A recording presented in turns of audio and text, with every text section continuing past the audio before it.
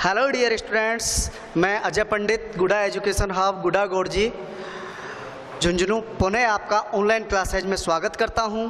तो हम बात कर रहे थे 11th क्लास, और 11th क्लास का टॉपिक अपना चैप्टर नंबर 4 एनिमल किंगडम।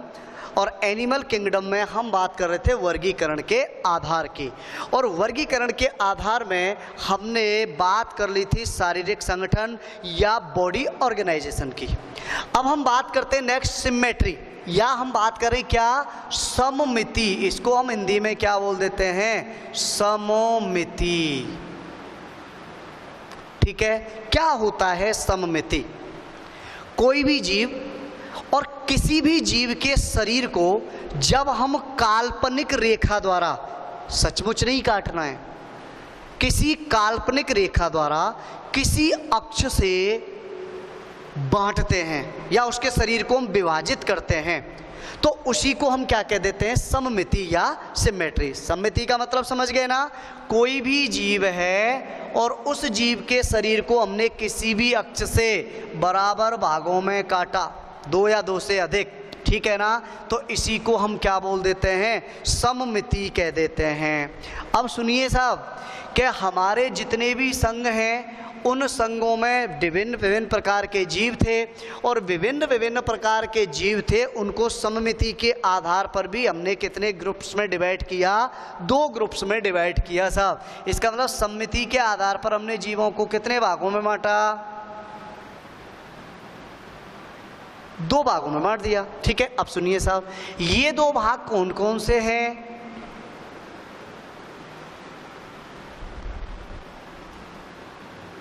तो देखो, अपन 2 टाइप्स में डिवाइड करते हैं, और सममिति मैंने बता दिया कि शरीर को काल्पनिक अक्ष से भागों में 2 या 2 से अधिक बराबर भागों में बांटना सममिति कहलाती है।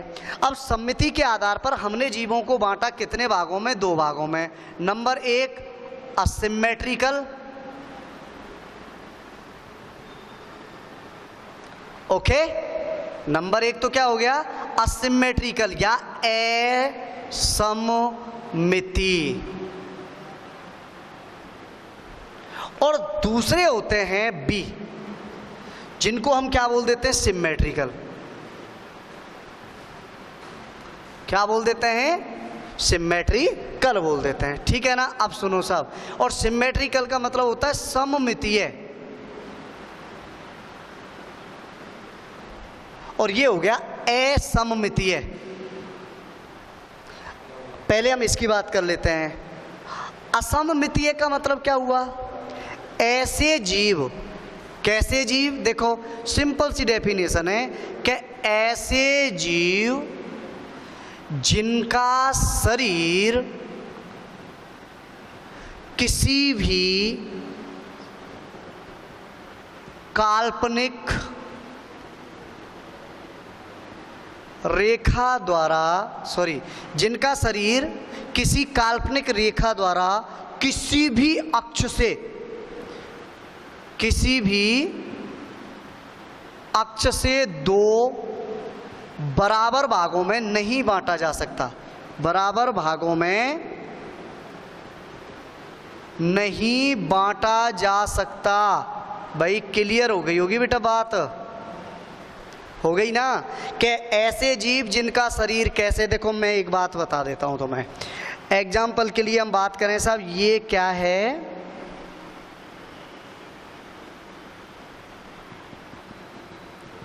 अमीबा है, सब जानते हो, ये क्या है, अमीबा। तो पहला एग्जाम्पल ही की बात कर लेते हैं। अब क्या तुम अमीबा को इस तरह से काटो, क्या ये 2 बराबर भागों में बटा? नहीं बटा। या तुम इस अक्ष से काटो, क्या ये 2 बराबर भागों में बटा? नहीं बटा। इसी प्रकार से हम बात करें सब कुछ, जैसे स्पॉन्ज, अगला एग्जाम्पल क्या है, स्पॉन्ज। या हम बात करें पोरीफेरा संघ, ठीक है। अब देखो पोरीफेरा संघ में क्या होता है, स्पॉन्ज जीव आते हैं, तो देखो इसमें स्थिति ऐसी होती है सब,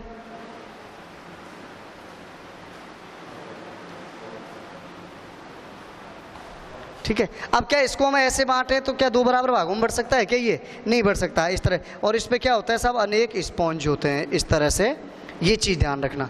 इसका मतलब क्या हुआ कि अमीबा एवं पोरीफेरा संघ। अब अमीबा किस में आते हैं? सब प्रोटोजोन्स में आते हैं, ठीक है। तो कुछ प्रोटोजोन्स और लगभग सभी पोरीफेरियंस कैसे होते हैं? असममित होते हैं। इनके शरीर को दो या दो से अधिक भागों में नहीं बांटा जा सकता, बराबर भागों में। सिमेट्रिकल क्या होगा साहब? देखो सिंपल सी परिभाषा है, ऐसे जीव जिनके शरीर को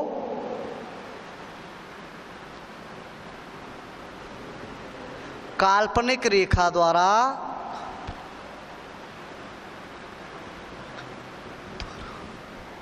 किसी अक्ष से, क्या किसी अक्ष से दो बराबर भागों में भाई बांटा जा सकता है। दो बराबर भागों में बांटा जा सकता है। क्या बोलेंगे? सममितीय। तो ऐसे सभी जीव किसके अंदर आ जाएंगे? सिमेट्रिकल में।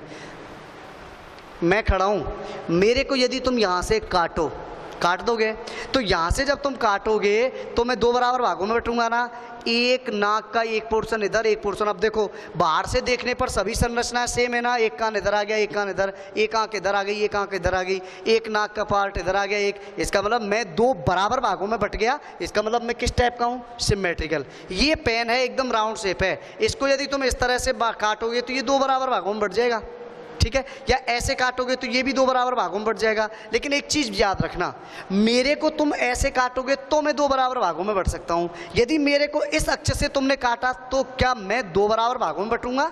यदि मेरे को इस तरह से काटोगे तो ऊपर की स्ट्रक्चर अलग दिखाई देंगी, नीचे की अलग दिखाई देंगी। लेकिन ऐसे काटोगे तो बराबर भागों में। समझ गए ना? इसका मतलब ये हुआ, जबकि ये पेन है, इसको तुम ऐसे भी काट सकते हो दो बराबर भागों में बटा। इसको ऐसे काटोगे तब भी दो बराबर भागों में। इसको तिरछा काटोगे तो भी बराबर। इसका मतलब ये कई अक्षों से काटने पर दो बराबर भागों में बट रहा है। मैं केवल एक ही अक्ष से काटने पर दो बराबर भागों में बट रहा हूँ। इसका मतलब किस जीव को कितनी अक्षों में काटने पर या कितनी अक्षों से काटने पर दो बराबर भागों में बांटा जा सकता है, इसके आधार पर जो सिमेट्रिकल जीव थे ना, जो सममितीय प्राणी थे, इन सममितीय प्राणियों को आगे हमने क्या किया भाई? दो भागों में बांट दिया। क्या किया?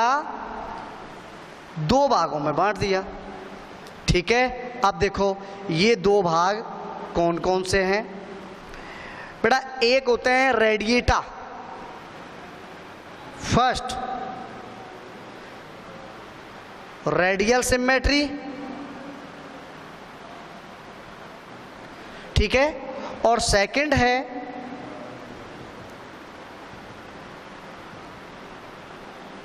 Bilateral symmetry. रेडियल को हम हिंदी में बोलते हैं अरीय सममिति, और बाइलेटरल को हम बोलते हैं क्या? पार्श्वीय सममिति। अरीय सममिति का मतलब क्या होता है? देखो हम बात कर लेते हैं कि एक, जैसे एग्जाम्पल के लिए अपन ने बात की साहब कि एक सिलेंट्रेट्स था, यानी ये मान लो कोई सिलेंट्रेट्स है और ये बिल्कुल कैसा है? गोल है।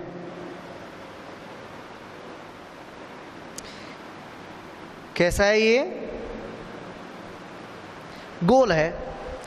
इसको तुम इस तरह से काटोगे दो भी दो बराबर भागों में बढ़ जाएगा। इसको तुम इस तरह से काटोगे तो भी ये दो बराबर भागों में बढ़ जाएगा। इसको तुम इस तरह से काटोगे तब भी ये दो बराबर भागों में बढ़ जाएगा। और तुम इसको यहाँ से ऐसे काटते तो भी दो बराबर। देखो मेरा कहने का मतलब, ये पेन है, इसको तुम ऐसे काटोगे बढ़ जाएगा दो बराबर भागों में। तुम इसको ऐसे काटोगे तो भी दो बराबर भागों में बटेगा। तुम इसको ऐसे तिरछा काटोगे ऐसे तो भी दो बराबर भागों में बटेगा। तुम इसको ऐसे काटोगे तो भी दो बराबर भागों में बटेगा। इसका मतलब ऐसे जीव जो एक से अधिक अक्ष से दो बराबर भागों में काटे जा सकते हैं। अब देखो इसमें एक, इस अक्ष से भी हमने दो बराबर भागों में बांटा, काट दो। ऐसे काटा तो भी 2 बराबर भागों में बटा, तिरछा काटा ऐसे तो भी, और ऐसे तो भी। इसका मतलब ये कैसे हैं, अरीय सममिति युक्त प्राणी हैं। और याद रखना अरीय सममिति में एग्जाम्पल हमने रखा क्या, देखो एग्जाम्पल की हम बात करें तो सीलेंट्रेट्स, ठीक है। सीलेंट्रेट्स के अलावा हम बात करें जैसे टिनोफोर और इकाइनोडर्मेटा, इकाइनोडर्मेटा, ये सारे कैसे हैं, अरीय सममिति में। बेटा एक चीज ध्यान रखना, एग्जाम्पल तुम्हें याद होने चाहिए। एग्जाम्पल जैसे अरीय सममिति किन किन में पाई जा रही है, सीलेंट्रेट्स में, टिनोफोर में, इकाइनोडर्मेटा में। असम्मिति किन किन जीवों में पाई जा रही है, पॉरीफेरा संघ में। द्विपार्श्व सम्मिति,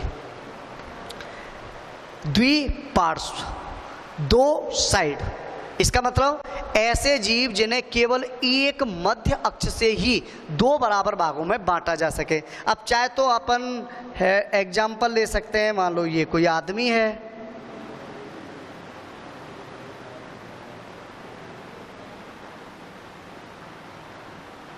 ठीक है, ये क्या है, कोई आदमी। तो इसको तुम यहां से जब काटोगे तो ये 2 बराबर अक्षों में डिवाइड हो गया, लेकिन इसको इस तरह से काटोगे तो ये 2 बराबर अक्षों में नहीं बटेगा। इसी प्रकार से हम बात कर लेते हैं, जैसे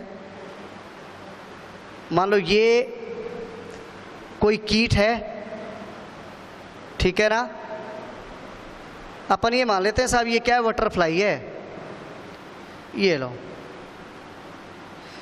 ठीक है ना, ये रहा।